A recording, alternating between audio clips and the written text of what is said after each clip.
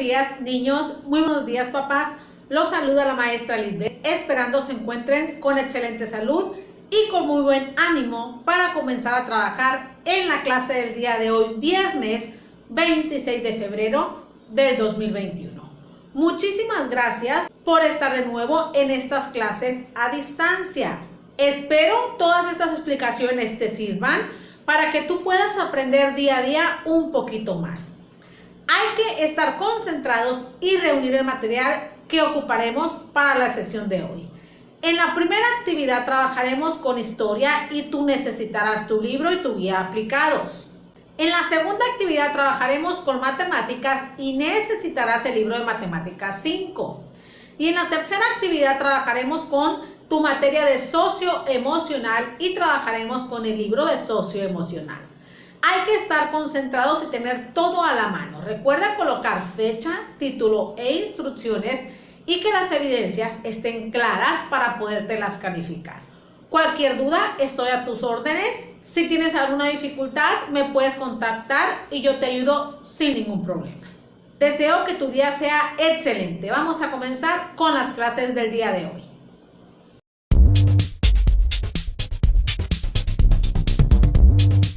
Vamos a iniciar con tu actividad 1, con tu materia de historia, con el tema Revolución Mexicana. Tú necesitarás tu guía aplicados y tu libro de historia.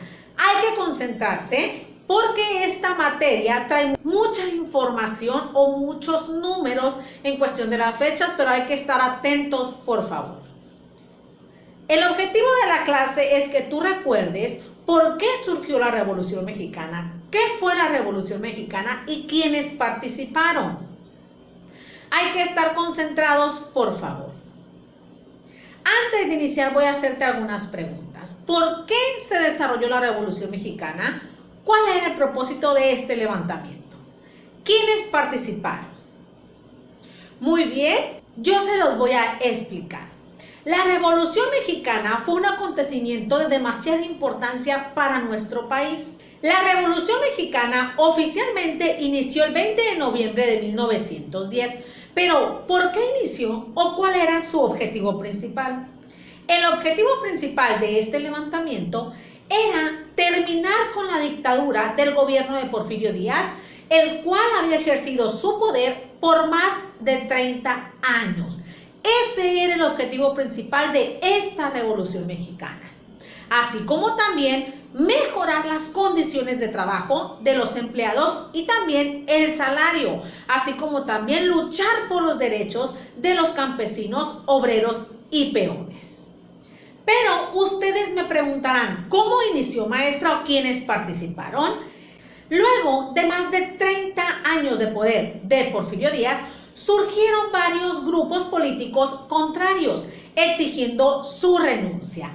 Ahí fue donde se encaminó el inicio de la Revolución Mexicana. No inició, empezó el camino para que surgiera esta revolución. En este camino, uno de los principales participantes de esta Revolución Mexicana fue Francisco I. Madero.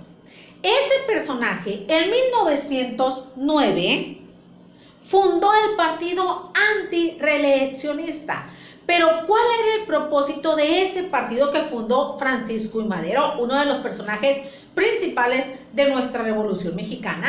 Tenía el objetivo de convertir a nuestro país en un gobierno democrático y que viviera de manera armónica. Después de que fundó este partido antirreeleccionista, el mismo año que fue el 1909, se postuló para presidente de nuestro país. Esta postulación tuvo mucha aceptación por todos los mexicanos, por lo tanto, todos los campesinos y los ciudadanos apoyaron a Francisco I. Madero. Este apoyo no le gustó a Porfirio Díaz, le dio temor. Por lo tanto, en 1909, Díaz mandó encarcelar a Francisco I. Madero, acusándolo de ultrajar a la autoridad. ¿Qué significa ultrajar? Ofender o robar al gobierno. De eso se le acusó. Una vez que Francisco I. Madero estaba preso, aprovechó ese acontecimiento Porfirio Díaz. ¿Por qué? Porque en ese tiempo se realizaron elecciones en nuestro país para presidente de México, en el cual Díaz impidió el voto libre y elecciones justas. Y en esas elecciones volvió a reelegirse y volvió a ganar para la presidencia de nuestro país. Sin embargo, Francisco I. Madero logró escapar de prisión y cuando escapó convocó a la promulgación del Plan de San Luis. ¿Cuál era el objetivo de este Plan de San Luis? Que los campesinos y ciudadanos mexicanos se levantaran en armas para derrocar el gobierno de Porfirio Díaz y para luchar por sus derechos. Después de promulgar este Plan de San Luis, muchos campesinos, peones y obreros se unieron a Francisco I. Madero, lo apoyaron, les gustó todos los ideales que él tenía para defender sus derechos. Ahí fue donde inició la Revolución Mexicana, con esta promulgación del Plan de San Luis y con el apoyo que tuvo Francisco I. Madero de todos los campesinos. Ahí fue cuando empezaron los levantamientos con diferentes grupos sociales y sus caudillos más importantes. ¿Cuáles fueron los caudillos que participaron en este inicio de la Revolución Mexicana? Los principales fueron Francisco Villa y Emiliano Zapata, así como también Venustiano Carranza y Álvaro Obregón. Esta Revolución Mexicana inició con el levantamiento en armas de Francisco Villa y Emiliano Zapata en 1910. Este levantamiento con el cual inició la Revolución Mexicana tuvo muchísimo éxito. Debido a esta presión que generó este levantamiento de estos dos caudillos y sus grupos, Porfirio Díaz se vio obligado a renunciar a la presidencia de nuestro país en 1911 y salió exiliado a Francia. ¿Qué quiere decir exiliado? Que salió expulsado de nuestro país porque no le quedó de otra, porque no se podía quedar. Una vez que Porfirio Díaz estaba fuera del país, aquí en México ya se pudieron realizar elecciones libres. En esas elecciones libres, Francisco I. Madero resultó ganador.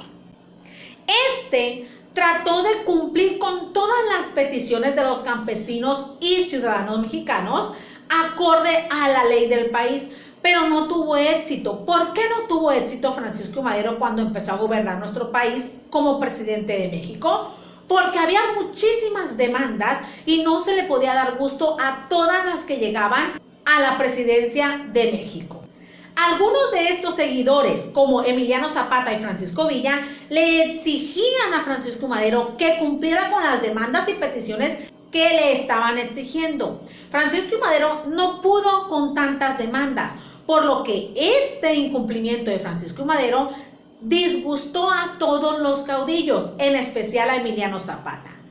Por lo que junto con Francisco Villa se volvieron a levantar en armas en contra de Francisco I. Madero por incumplimiento a sus promesas. Estos levantamientos y estos desacuerdos provocaron que Victoriano Huerta en 1913 mandara asesinar a Francisco I. Madero y a José María Pino Suárez con el objetivo de usurpar la presidencia de nuestro país. Una vez que los mandó a asesinar y los mataron, este ocupó la presidencia de nuestro país, pero todos los ciudadanos mexicanos le llamaban usurpador. ¿Por qué usurpador? Porque nadie lo había elegido como presidente y él solo se adjudicó ese cargo.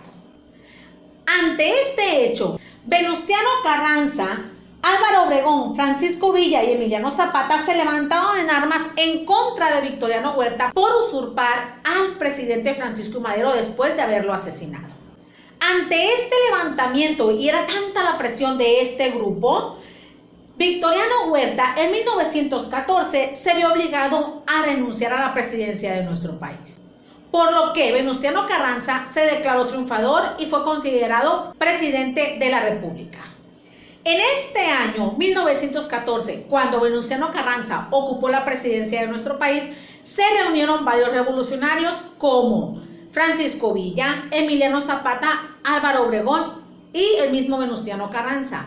En esa reunión elaboraron varios documentos. Estos documentos que elaboraron expresaban algunas demandas. El primer documento que se desarrolló fue el Plan de Ayala. Este fue propuesto por Emiliano Zapata. Exigía devolver las tierras a los campesinos. ¿Por qué? Porque esas tierras se les habían quitado en el gobierno de Porfirio Díaz. El segundo documento fue la Ley General Agraria. Esta exigía disminuir la extensión de tierras en los propietarios y repartir de manera equitativa y justa esas tierras que se habían quitado. Esta fue propuesta por Francisco Villa. Y finalmente, el documento de Venustiano Carranza fue la convocatoria a un Congreso Constituyente y a una nueva Constitución con el objetivo de mejorar la industria de nuestro país y también mejorar la educación. Esos fueron los tres documentos muy importantes en la época de la Revolución, pero eso no paró ahí. Una vez que Venustiano Carranza estaba ocupando la presidencia de nuestro país, tuvo disgusto con Emiliano Zapata y Francisco Villa, porque consideraban que los ideales de Venustiano Carranza no beneficiaban a los campesinos ni obreros. Por lo tanto, ese disgusto volvió a provocar otro enfrentamiento. Una vez que se enfrentaron los dos grupos sociales, uno liderado por Francisco Villa y Emiliano Zapata y otro por Venustiano Carranza y Álvaro Obregón, este convocó a un Congreso Constituyente en 1916, donde Venustiano Carranza se declaró triunfador. Una vez que se declaró esta victoria, los ideales de estos caudillos quedaron plasmados en la Ley General Agraria y el Plan de Ayala.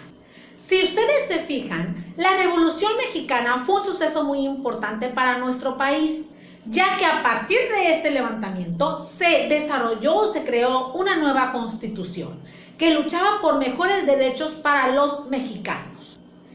Esa fue la información sobre la Revolución Mexicana, sobre quiénes participaron y cómo fue sucediendo este levantamiento. Ahora, niños, espero estas explicaciones les sirvan para que realicen la siguiente actividad. Para realizar esta actividad, te ubicarás en tu guía aplicados página 271. En el punto número 1 vas a completar el diagrama de los acontecimientos de la Revolución Mexicana. Como sugerencia, sigue el orden que indican las flechas para que puedas completar estos sucesos. Al lado derecho, tú cuentas con las palabras posibles que podrás utilizar en esta actividad número 1. También puedes apoyarte en tu libro de historia, página 94, 95 y 96 para resolver este esquema del punto número 1. En el punto número 2 vas a completar la tabla con el nombre de los caudillos que corresponda. Al lado derecho tienes 3 posibles opciones.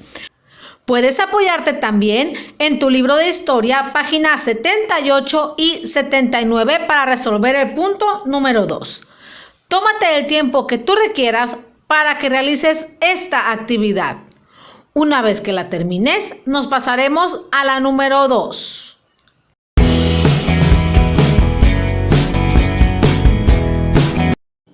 Excelente, niños. Para esta segunda actividad ustedes van a necesitar el libro de Matemáticas 5 porque trabajaremos con la materia de matemáticas con el tema área del rectángulo y romboide.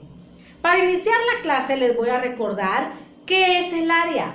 El área dijimos que era la superficie de la figura, lo que estaba adentro de esta figura. Cada figura geométrica tiene su fórmula para calcularla.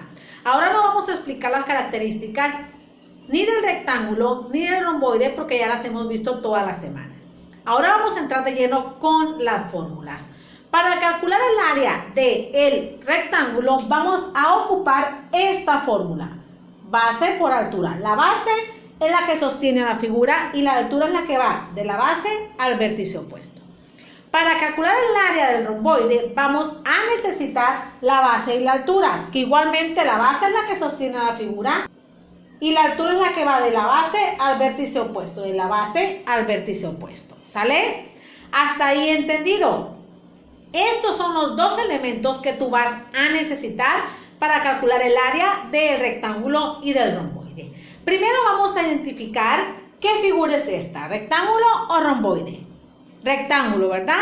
Ubicamos la fórmula para calcular el área y posteriormente la colocamos. Base por altura. Lo segundo que vamos a realizar es sustituir estas letras por los números. La base es esta, 12 metros, y la altura, 9 metros. Lo tercero que yo voy a hacer aquí es colocar el resultado. 12 por 9, 9 por 2, 18, hay una, 9 por 1, 9 y una 10. 108. Su unidad de medida son metros, pero hay que recordar que la del área es al cuadrado. Así van a calcular ustedes el área del rectángulo. Ahora vamos a identificar la segunda figura. ¿Esta qué nombre tiene? Romboide. Ubicamos la fórmula del área de esta figura, que es base por altura. Lo segundo que yo voy a realizar es sustituir estas letras por los números. Base, 15 metros. Por altura, 12 metros. Lo tercero que voy a realizar yo es multiplicar 15 por 12 y colocar el resultado ahí abajo. 2 por 5, 10, hay una. 2 por 1, 2 y una, 3. 1 por 5, 5. 1 por 1, 1. Realizamos la suma y nos damos cuenta que el área de este romboide son 180 metros cuadrados. ¿Por qué? Porque la unidad de medida son metros y siempre tiene que ser al cuadrado. Así van a calcular ustedes el área tanto del rectángulo como del romboide. Hay que identificar primero la figura, después su fórmula y realizarla en estos 3 pasos que yo les acabo de mencionar. No se me distraigan, por favor, para que vayan siguiendo paso a paso lo que les voy explicando, ¿sale? Se van a ubicar en su libro de Matemáticas 5 en la página 83 y voy a empezar a explicar su actividad. Concéntrense, por favor. Lo primero que vamos a realizar nosotros es ubicarnos en el recortable 221 y tienen que ustedes recortar los 2 romboides que ahí vienen. Es este azul y este amarillo. Lo que vamos a realizar después es recortar ambos romboides por las partes punteadas. Hay que fijarnos muy bien. Los dos los vamos a recortar por las partes punteadas. Una vez que tengamos recortados los romboides, ustedes los van a pegar tanto en el rectángulo azul y en el rectángulo amarillo. ¿Por qué? Porque con estas 2 piececitas ustedes van a formar los rectángulos. Una vez que los tengan formaditos y pegaditos, van a calcular el área de ambos rectángulos. El primero tiene como base 4 centímetros y altura 5 centímetros. El segundo rectángulo, la base mide 6 centímetros y la altura mide 2 centímetros. Con esos valores y esta fórmula, ustedes van a calcular el área multiplicando base por altura. Y el resultado serán los centímetros cuadrados. ¿Entendido hasta ahí lo que van a realizar? En el punto 1, recuerden recortar y formar los rectángulos y posteriormente calcular el área con la medida de su base y su altura. Posteriormente, ustedes van a calcular el área de estos 2 romboides. Recuerden que ocupan la base y la altura. También recuerden la fórmula que van a utilizar. Multiplicar base por altura.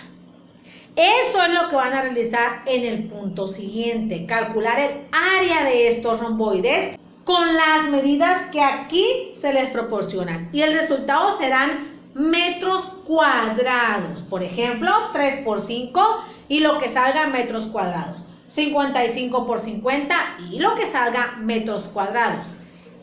Esta multiplicación sí les va a salir bastante porque van a multiplicar el 50 por el 55. ¿Entendido el segundo punto que van a realizar en esa actividad? Calcular el área de estos 2 romboides con su base y su altura. Ahora se van a pasar al punto número 4. Para realizar este punto, primero se tienen que ubicar en su recortable de la página 223 y van a recortar el rombo 1, que es el morado. Fíjense bien, tienen que recortar todas sus partecitas por la parte punteada. Una vez que ya lo tengan recortado en 3 partes, estas partes las van a colocar para formar este rectángulo que está aquí. Cuando lo tengan formado, van a pegarlo. Les tiene que resultar un rectángulo morado. Con las medidas que ahí les proporcionan, que es altura 1.5 y base 7 centímetros, van a calcular el área de esa figura geométrica. ¿Cómo la van a calcular? Con la fórmula del rectángulo, multiplicando 7 por 1.5. Cuando tengan el resultado, ese resultado lo van a colocar en la pregunta. Pero recuerden colocar que son centímetros cuadrados. Eso no se les olvide. Esta sería su actividad número 2. Tómense todo el tiempo que ustedes requieran para terminar su actividad. Una vez que la terminen, nos pasaremos a la número 3.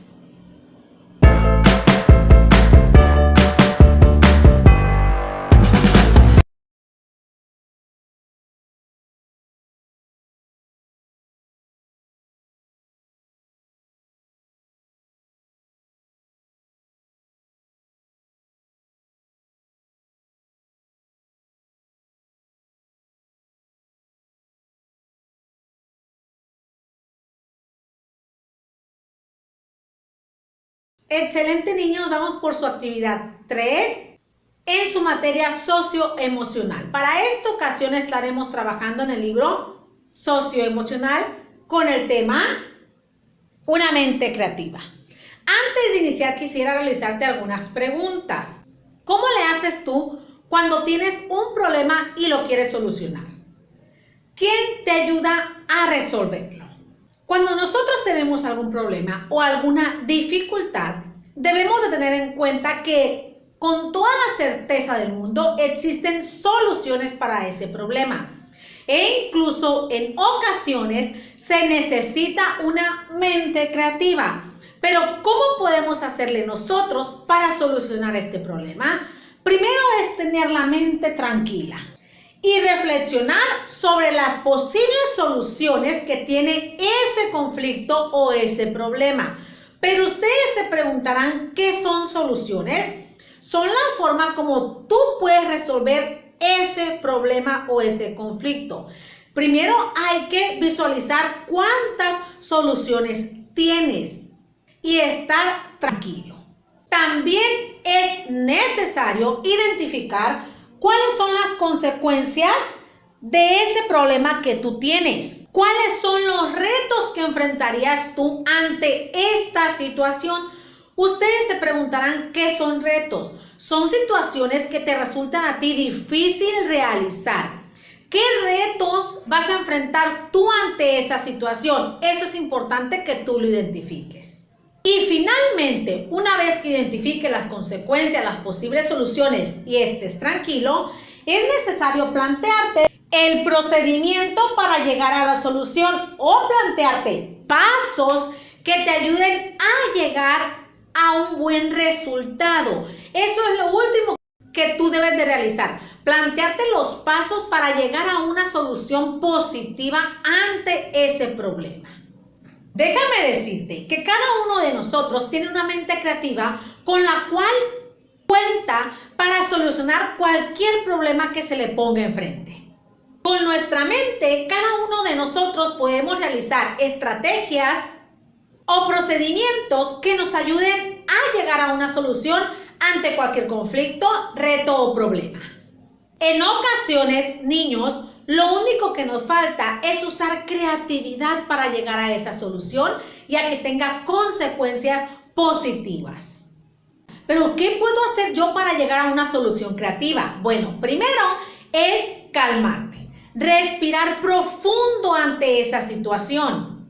Lo segundo es observar qué está ocurriendo y pensar qué sentimos y qué pensamos en esa situación. Después es preguntarnos qué soluciones tenemos ante ese problema? ¿Cuáles son las opciones que tengo yo para salir de ese conflicto o para superar ese reto? Una vez que tú identifiques qué soluciones tienes o las opciones con las que tú cuentas para resolver ese problema, vas a elegir la que mejor te parezca, la opción que para ti sea la esencial y mejor, que te va a ayudar a resolver ese problema de manera eficaz.